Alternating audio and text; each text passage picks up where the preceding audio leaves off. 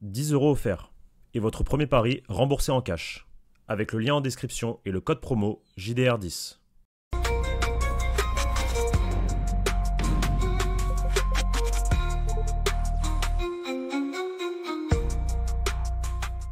Bonjour à toutes et à tous et bienvenue sur la chaîne YouTube du Journal du Real. Aujourd'hui, nous allons parler brésilien. On va parler portugais même, plutôt. Rodrigo, Vinicius Junior, Rodrigo.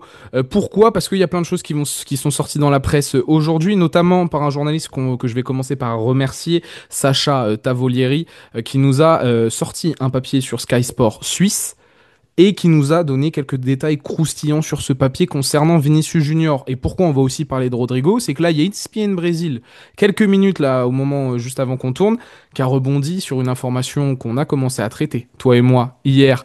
Teddy, sur l'ailier brésilien qui n'est plus en odeur de sainteté du côté du Real Madrid. Il serait ouvert à un départ dès cet hiver. On va traiter ces deux dossiers dans cette même vidéo. Teddy, comment ça va? Salut Victor, salut tout le monde, ça va impeccable. Très très bien. de, Très ravi re- de te retrouver. de retour dans ton joli décor. Ça m'avait Oui, manqué. oui, oui. Oui, oui. Pour l'occasion, je me suis dit que ça allait être pas mal. Exactement. Teddy, je te propose qu'on enclenche avec Vini. Alors, il y a une vidéo sur Xabi qui est sortie donc au moment, donc ça va être lundi matin. Banger, on vous donne les infos suite au match contre le Rayo. Il y a un problème entre le vestiaire et Xabi Alonso. Tous les médias n'en ont fait que en parler ce lundi 10 novembre. Je viens de voir que Riles a sorti une vidéo qui a les mêmes sons de cloche. Il y a sûrement, au moment où cette vidéo sort, une autre vidéo sur Xabi qui sera sortie parce que la situation continue de s'aggraver à Valdebebas et je pense qu'on va vous traiter ce dossier dans l'ensemble. Donc là, sur cette vidéo, on va plutôt focus Vini. On va forcément parler de Xabi parce que les deux sont liés. Les deux sont liés. On va parler beaucoup du club, de la prolongation, et on reviendra ensuite sur Rodrigo un peu plus tard. Déjà pour commencer, qu'est-ce que nous dit le papier qui est sorti aujourd'hui sur Sky Sports Suisse, donc rédigé par Sacha Tavolieri? Selon plusieurs sources concordantes, le Real Madrid serait prêt à écouter les offres pour Vini, avec un prix de départ fixé à 150 millions. Après l'échec total des discussions sur sa prolongation, la tension entre Vini et Xabi Alonso serait à son comble. Une source proche du vestiaire confie qu'il serait très difficile d'imaginer Vini encore à Madrid la saison prochaine. Avant que je rentre un peu dans les détails croustillants pour qu'on comprenne un peu plus cette affaire qu'on vous traite depuis très longtemps sur la chaîne Journal du Real, t'es dit, j'ai déjà envie de te faire réagir à ça. On a vu le Classico comme un climax, un peu, de ces tensions, de cette accumulation de frustration pour le joueur brésilien, de cette accumulation, je trouve aussi de frustration de la part de Xabi Alonso d'être peut-être un peu ligoté avec les statuts, etc., etc. On a vu ce climax lors du Classico, cette prolongation qui ne débouche sur rien, des infos qui nous ont été données, qu'on vous a relayées, Rock Nation, qui demande beaucoup trop d'argent. Le club, ça se filtre aussi aujourd'hui dans la presse, notamment chez As, que le club veut absolument prolonger Vini et donc ils ont très mal vécu la gestion de Xabi. C'est un bourbier sans nom, non? J'ai envie de t'entendre sur ça. Par où commencer? Par où commencer? Moi, j'ai souvent, comme tu le sais, évoqué le cas Vinicius sur cette chaîne-là, toute la saison dernière, avec toi, avec Pablo, avec Tanguy. On en a souvent parlé. Je sais que beaucoup de fans me tombaient dessus quand je parlais de Vinicius, quand je disais que sa saison dernière était catastrophique, que la prolongation de contrat suite à son non-ballon d'or posait problème parce que le clan Vinicius, rappelons-le rapidement, avait voulu attendre cette attribution du ballon d'or pour négocier avec le Real Madrid. Finalement, ballon d'or qu'il n'a jamais eu. Donc les prolongations derrière, c'était un peu plus compliqué parce que l'argument du ballon d'or pour le clan Vini n'existait plus. Derrière, il y a le niveau sportif de Vinicius qui n'allait pas du tout l'an dernier, à l'inverse du niveau de Mbappé, qui au fur et à mesure de la saison n'a fait que grandir et il est sur ses standards encore aujourd'hui en ce début de saison. Et donc derrière, oui, beaucoup de frustration, beaucoup de quiproquos. On sait que le Real Madrid ne le retiendra pas, comme le Real n'a jamais retenu un de ses joueurs. Encore une fois, ça fait partie de l'institution. Aucun joueur n'est au-dessus du Real Madrid. Si le Real Madrid et Florentino Pérez, encore une fois, je le redis, ont été capables de dire à Cristiano Ronaldo, après avoir gagné 3 Ligues des Champions, remporté 4 Ballons d'Or à la Maison Blanche, si tu veux partir, tu t'en vas, il n'y a aucun problème. Au moment où il était encore au prime de sa carrière, où c'était le meilleur joueur du monde, on était même, enfin, il surpassait à l'époque Messi en termes de tout, parce que là, il était vraiment, cette période-là de Cristiano, c'était vraiment un truc de fou. Si le Real et Florentino Pérez ont été capables de dire à Cristiano, si tu veux partir, tu t'en vas, ils auront exactement le même discours. envers Vinicius. Et là, son contrat se termine en 2027. L'été prochain, s'il ne prolonge pas, il lui restera 1 an. Le Real commence à lui faire comprendre, écoute, si tu prolonges pas, tu t'en vas. Et nous, on te met sur le marché parce on prendra pas le risque de te laisser partir gratuitement. Et c'est le message qui est envoyé par le club. Et je l'avais dit déjà l'an dernier, que le club, le jeu, que le jeu à laquelle l'entourage de Vini est en train de jouer, c'est un jeu qui ne plaît absolument pas au Real Madrid. Et dans ce jeu-là, c'est pas le Real Madrid qui va perdre. C'est pas le Real Madrid qui va perdre. Malheureusement pour Vinicius. Et encore une fois, je dis ça en aimant Vinicius et en sachant que lui aime profondément le Real Madrid. Mais c'est un jeu qui ne gagnera pas, malheureusement. Et donc, on est sur cette situation depuis cet été, hein, où ça a été, voilà, c'est monté crescendo. On nous dit ça va prolonger après la Coupe du Monde des clubs. Nous, on nous explique que on avait le son de cloche de l'entourage de Vini qui nous disait rien n'est fait, les négociations sont rompues. Et ensuite, on nous dit ouais, mais il y a plutôt de l'optimisme du côté du Real Madrid. On vous a donné cette information quoi? Il y a 1 ou 2 semaines parce que c'était le son de cloche venant du club. Là, on le sait, Vini et Xabi, c'est compliqué. Ce que nous dit Sacha Tavolieri, c'est que on arrive aux tensions maximum entre les deux. L'un ne se sent pas respecté, l'autre est un peu dans une impasse, Xabi Alonso, parce qu'il a tranché. Et là, je vais rentrer un peu dans le détail de pourquoi on arrive à cette situation où le joueur brésilien pourrait se retrouver sur le marché là définitivement pour environ 150 millions d'euros et pourquoi est-ce qu'il n'y a qu'une seule porte de sortie possible actuellement et que c'est l'Arabie Saoudite. Moi, Sacha, les échos qu'il nous a donné là, les détails sur justement son papier, c'est qu'en gros la situation elle est simple avec Vini, c'est un problème d'ego et surtout un problème d'entourage. C'est-à-dire que la situation avec Kylian Mbappé pose de vrais problèmes. On lui a beaucoup monté la tête avec son entourage. On en a beaucoup parlé avec Pablo de ça, les entourages, l'effet voilà un peu négatif, néfaste que ça peut avoir sur un joueur. Ça a eu de vrais échos sur sa manière de s'entraîner, sur sa manière de communiquer et de comment être dans le groupe. Vinicius actuellement pose des problèmes. Ça a un impact assez clair, surtout parce qu'il est entouré de personnes qui ne lui disent que oui à tout, etc., qui lui disent qu'il est clairement le meilleur, me dit justement Sacha Tavolieri, et que s'il n'est pas la star, eh ben ça passera pas. Grosso modo, donc une fois que ce constat est établi dans le vestiaire, forcément ça coince parce qu'on lui a fait clairement comprendre à un moment donné, notamment après l'arrivée de Xabi Alonso aussi, que c'était Mbappé, le numéro un du projet, et que Vini était plutôt dans le sens, tu sais, t'es dit, il était en mode c'est soit moi, soit Mbappé. Grosso modo, on est arrivé à un point de non-retour cet été où c'était soit moi, soit Mbappé, et le club et Xabi Alonso lui ont fait comprendre que ça serait donc plutôt Kylian Mbappé, et donc ça, il l'a vécu comme une vraie défiance de la part du club. Et donc, c'est qu'en gros, bah, voilà, la vraie problématique, c'est le rôle de star. C'est fou, nous dit Sacha. Xabi Alonso, alors ce qui a encore plus agacé Vini, ce que nous dit Sacha, c'est que il explique que Xabi Alonso, lui, veut traiter tout le monde de la même manière, mais que Vini ne le voit pas comme ça. Il a vraiment la sensation que Mbappé est privilégié, contrairement à lui, que même si le club a fait savoir que Kylian Mbappé était la priorité, que Xabi Alonso essaye de remotiver un peu tout le monde, etc., il essaye de mettre tout le monde au même niveau, Vini, il estime que c'est pas vrai. Dans le sens où pour lui, il y a un traitement de 2 poids 2 mesures entre le français et le brésilien, alors que même si Xabi Alonso répète que voilà, lui, il essaye la méritocratie, Vini ne le voit pas comme ça. Et donc, forcément, là où avec Kylian Mbappé, on vous l'a dit, après la Coupe du Monde des clubs, il a touché le fond, mais il a su se remotiver et il est reparti sur les chapeaux de roue sur cette saison. Pour Vini, ça a été beaucoup plus compliqué et ça a impacté cette négociation, cette prolongation de contrat, ça a impacté voilà, sa relation actuellement au Real Madrid. Et pourquoi on parle d'un départ aux alentours des 150 millions, c'est ce que réclame prix minimum le Real Madrid pour commencer à négocier. Il n'y a qu'une offre gouvernementale à l'instant T de l'Arabie Saoudite qui serait possible lors du prochain mercato estival. Alors, il y a aucun. En fait, c'est simple, c'est que c'est Vini qui va choisir dans quel club il veut aller. S'il veut aller en Arabie Saoudite, c'est Vini qui choisit dans quel club, grosso modo. Il n'y a pas un club plus intéressé que d'autres. Sacha Tavolieri, il me dit, ça peut être du côté d'Al Nasser pour remplacer Sadio Mané, ça peut être du côté d'Al Hilal pour la Ligue des Champions asiatiques, peu importe. Mais en gros, on lui a fait comprendre qu'il était largement préférable pour le Real Madrid à l'instant T de vendre Vinicius plutôt que Mbappé. Et ça, c'est pas passé. du côté du Brésilien. Voilà un peu les détails croustillants que je peux vous dire par rapport à cette situation. Ça vient évidemment, je le crédite, de Sacha Tavolieri. Ce ne sont pas nos informations, ce sont des éléments complémentaires au papier publié sur Sky Sport Suisse aujourd'hui. Ça s'empire. Ça s'empire et on comprend aussi un peu plus, encore une fois, c'est pas simplement un problème d'ego, hein, et ça est en train de parasiter ce Real Madrid. Ouais, alors concernant la relation Vini-Mbappé et en effet ce désir du Real de tout miser, on va dire entre guillemets sur Mbappé, bah c'est encore une fois, hein, je vais me répéter, c'est pas d'aujourd'hui. C'est-à-dire que le projet Mbappé, ça fait des années que le Real l'a en tête.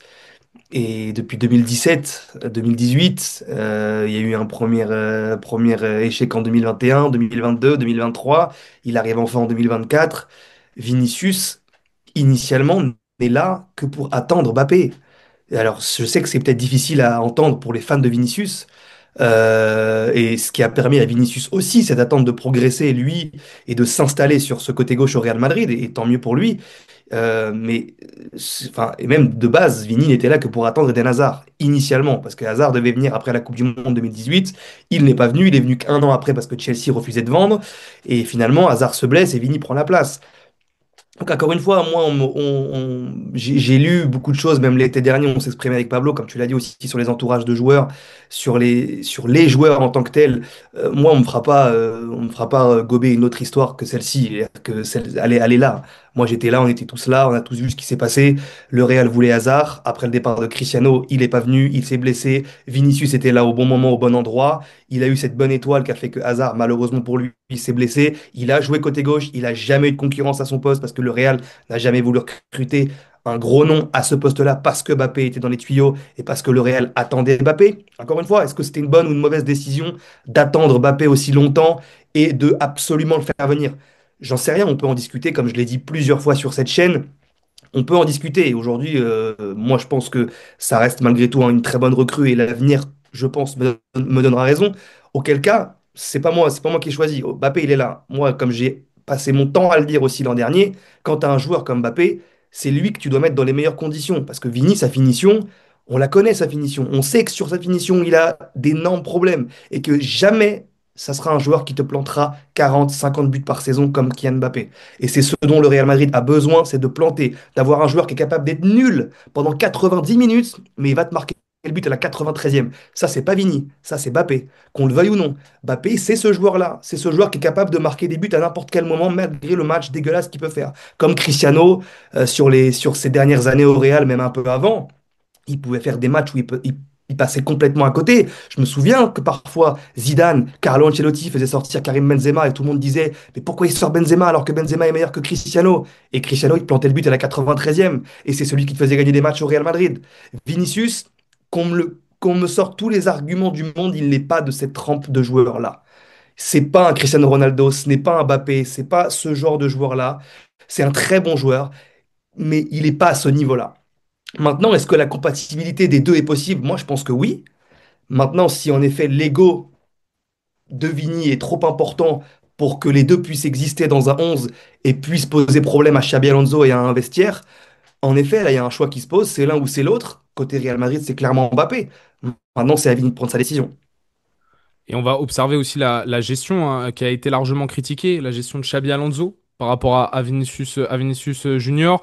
Ça sera peut-être le sujet justement d'une autre vidéo qui sera soit déjà sortie, soit qui sortira plus tard sur la chaîne. Je parle pas tellement du tacticien espagnol, mais on sait que la relation est très froide entre le Brésilien et Xabi pour multiples raisons, notamment depuis la Coupe du Monde des clubs et ce fameux match contre le PSG où Vinicius était prévu d'être sur le banc jusqu'à la blessure de Trent Alexander-Arnold qui a fait retourner Vini dans le 11.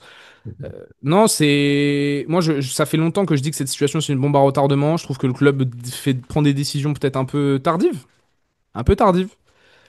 Très curieux de voir comment ça va se passer, en fait. Parce que là, quand on parle de problèmes d'ego, problèmes de vestiaire, etc., tout ce qui se passe, bah ouais, c'est une réalité, les gars. Ça se complique pour le coach, ça se complique pour certains joueurs. On vous avait dit hein, que les mauvaises herbes seraient coupées plutôt auprès de l'effectif que dans le staff. Attention à ce que cette situation ne change pas. Mais Vinicius fait peut-être partie ouais, des gros problèmes actuellement. fait partie des problèmes actuellement dans ce vestiaire, dans la vie de groupe, à cause d'ego, à cause d'entourage, encore une fois, qui lui ont monté la tête. J'avais envie d'enchaîner tout de suite, Teddy, avec un autre joueur dont l'entourage peut-être l'a desservi dernièrement. C'est plutôt Rodrigo, où ESPN Brésil vient de sortir une bombe. Rodrigo est très mécontent de son rôle au Real Madrid cette saison. Il serait désormais sérieusement ouvert à un départ dès janvier. Le Real Madrid est ouvert à une vente et Rodrigo privilégie un départ en première ligue. Aucun prêt n'est envisagé, uniquement un transfert définitif. Alors, il y a deux choses. Un, j'ai l'impression de l'avoir entendu tout l'été et il s'était jamais rien passé. Deux, fallait le faire cet été. Plutôt qu'attendre cette situation qui est détestable pour l'un comme pour l'autre. Et quand je dis l'un et pour l'autre, c'est Rodrigo et le Real Madrid. Bah, fallait le faire cet été, comme on l'a dit tous les deux dans la dernière vidéo qu'on a consacrée à Rodrigo. Lui, il voulait pas, et le club ne voulait pas forcément non plus, Xabi Alonso non plus. Donc en fait, l'été est passé un peu comme ça, où les trois parties ont un peu rien fait, ils ont un peu attendu que ça se passe, et finalement il est resté, parce que lui il voulait, et parce qu'il a eu certaines garanties que j'ai expliquées sur cette chaîne dans la précédente vidéo. Là, force est de constater, et comme je l'ai dit aussi dans la précédente vidéo, bah, on lui a un peu...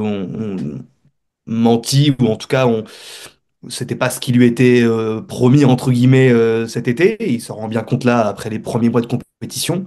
Et en effet, il y a une fracture qui est à mon sens beaucoup trop importante aujourd'hui et voilà la fin est inéluctable. Alors après cet hiver, j'y crois pas trop. Moi non plus.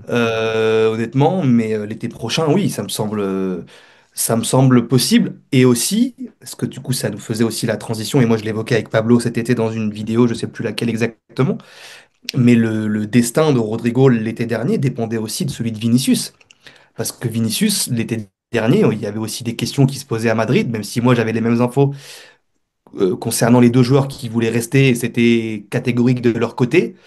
Mais il y avait aussi ça, il y avait aussi Rodrigo, il attendait un petit peu de savoir ce qui allait se passer côté Vini, s'il allait prolonger ou pas. Là, on constate et on le dit que Vini n'a pas prolongé, que Vini pourrait partir aussi. Donc, est-ce qu'il y a aussi tu vois, Rodrigo, si Vini s'en va, bah, il y a une place peut-être à prendre, et peut-être que là, il sera considéré peut-être autrement. Enfin, encore une fois, ouais, non, mais je sais, c'est un bordel monstrueux, mais c'est des réflexions qui existent. Parce que, en tout cas, j'ai pas eu d'infos récentes à ce sujet-là, mais cet été, et je l'avais communiqué à Pablo, c'était une vraie interrogation de la part du clan Rodrigo et de Rodrigo lui-même à se dire, si Vini s'en va, si Vini prolonge pas, je suis là. Et ça serait con, imagine les deux, ils s'en vont. Et tu vois, enfin, donc, il y a plein de choses qui s'entremêlent. Et puis, pareil, le Real Madrid ne veut pas perdre les deux non plus. Et c'était aussi le risque un petit peu de cet été, c'était de savoir, bah, Rodrigo veut partir, Vini veut partir, ou il y a des choses qui vont pas entre les deux. Donc, du coup, on fait quoi? Si les deux s'en vont, Mbappé, c'est bien, mais c'est un peu juste quand même offensivement. Ouais, c'est un schmilblick pas possible.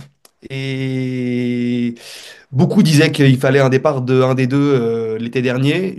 Moi, j'étais pas forcément contre, même si je savais que les deux allaient rester. Encore une fois, je redis.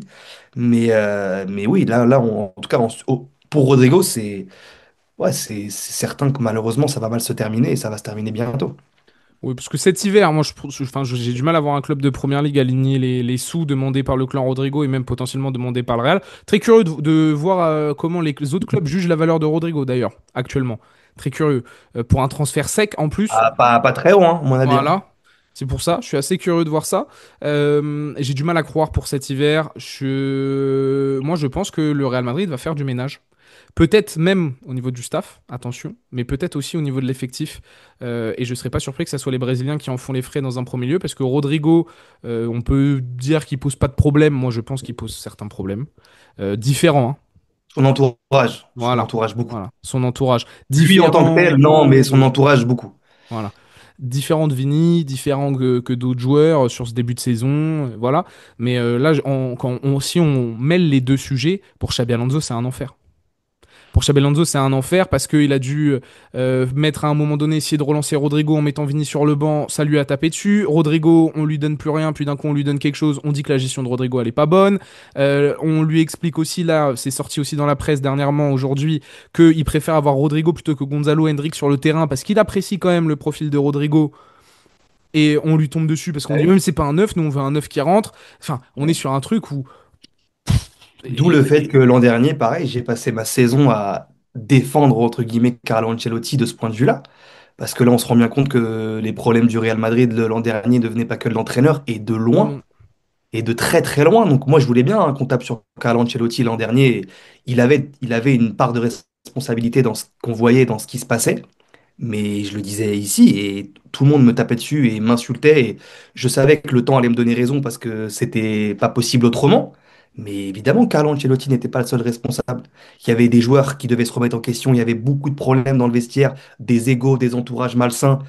Et ouais, Carlo Ancelotti, il était au milieu de tout ça et c'était lui la cible numéro une. Comme là, Xabi Alonso est en train de devenir la cible numéro une parce que c'est tellement facile de tirer sur un entraîneur qui plus est jeune, qui n'a pas d'expérience, qui n'a rien gagné au plus haut niveau.